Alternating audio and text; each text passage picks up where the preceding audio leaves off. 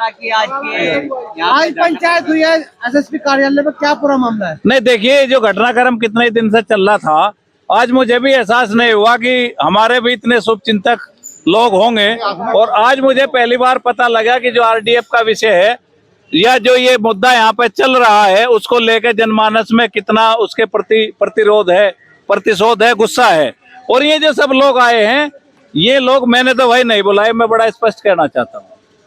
मुझे कल बाबा जी की एक वीडियो सबने आपने देखी होगी, उन्होंने एक वीडियो जारी की थी कि भाई मैं कल मुजफ्फरनगर जाके ये जो एक दूसरे पे छीटा कसी और इस तरह की बातें चल रही है, और ये कचरे को मुद्दे को लेकर जो माफिया सक्रिय हो गए हैं और कार्यकर्ताओं को धमकी देते हैं, पत्रकारों के साथ बदतमीजी करते हैं।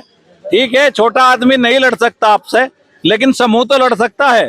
तो शायद ये इन विषय को लेकर जिस तरह से कल आरोप लगाए गए, और वो जो आरोप लगाने वाले हैं वे उनके आपराधिक इतिहास हैं, और आपराधिक इतिहास के लोग जो हैं कप्तान साहब को आकर ज्ञापन देते हैं, तो बड़ी शर्म की बात है। ट्रांसपोर्टर का चोला ओढ़ के उनसे ये तो पूछ लो कि उनके पास कितने ट्रक हैं, किस नाम से उनकी ट्रांसपोर्ट पंजीकृत है।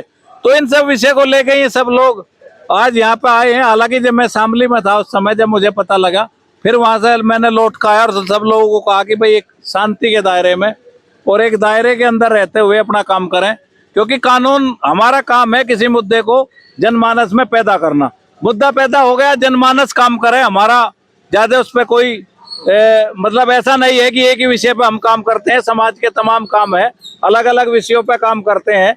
लेकिन कुछ लोगों जो द्वारा जिस तरह से आक्रामकता के साथ ज्ञापन दे के ऑन रोड पे, वो वीडियो रिकॉर्डेड है किस तरह से वहां पे बदतमीजी की गई, तो ये इंटेलिजेंस का काम भी है कि यहाँ के प्रशासन को, पुलिस को रिपोर्ट देते और इस तरह के लोगों को चिन्हित करके कार्रवाई होती।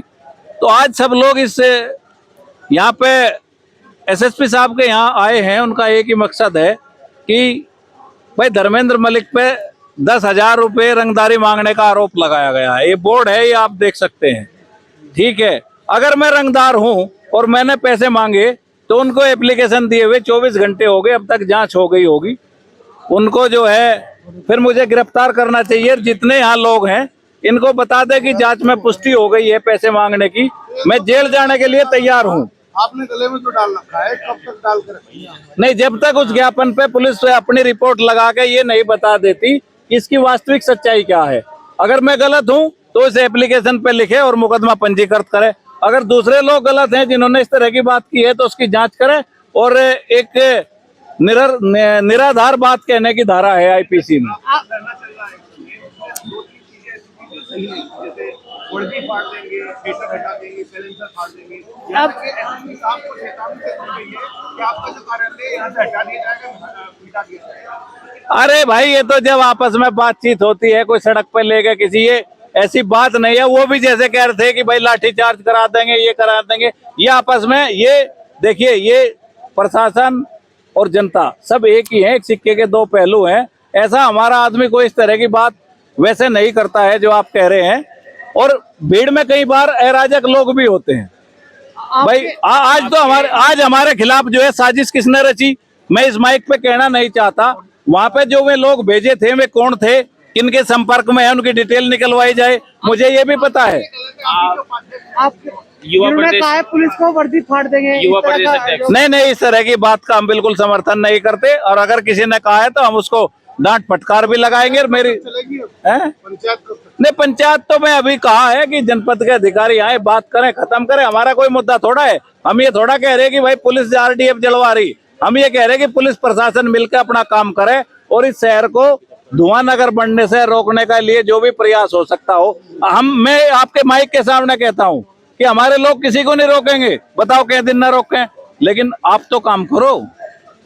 आप ये बताओ, मैं आपसे पूछना चाहता हूँ कि अगर आप जो है लंबे समय से हम लोगों से जुड़े हुए हो, हम एक दूसरे को भले बात ही जानते हैं, अगर प्रदूषण के विरुद्ध बात करना अपराध है तो आप कहो कि आप जिस कार्य पर लगे हो वो गलत है और वहां पे वास्तविक रूप से आरडीएफ जलाया जा रहा, क्योंकि आप लोग कई दिन से खबरें दिखा रहे हो, आप यहाँ का AQI कितना है उसको दिखा रहे हो, आप ट्रक कैसे पकड़े जा रहे हो उसको दिखा रहे हो। अगर आपको ये लगता है कि नहीं ये बात निरर्थक है तो हम अभी यहाँ से समाप्त कर अपने घर चले जाएंगे।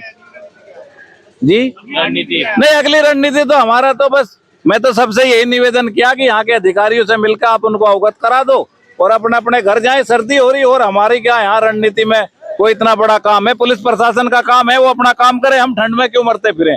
भाई एक बात बताओ, आप मोटरसाइकिल लेके भाग के जाते हो, जरूरी नहीं है कि आप उस खबर को दिखाओ, लेकिन मैं मानता हूं कि आप भी इसी शहर के नागरिक हो, आप खबर के साथ साथ अपना जो जिम्मेदार पत्रकार होने का कर्तव्य है उसको इसलिए निभा रहे हो कि इससे आप भी कहीं ना कहीं पीड़ित हो।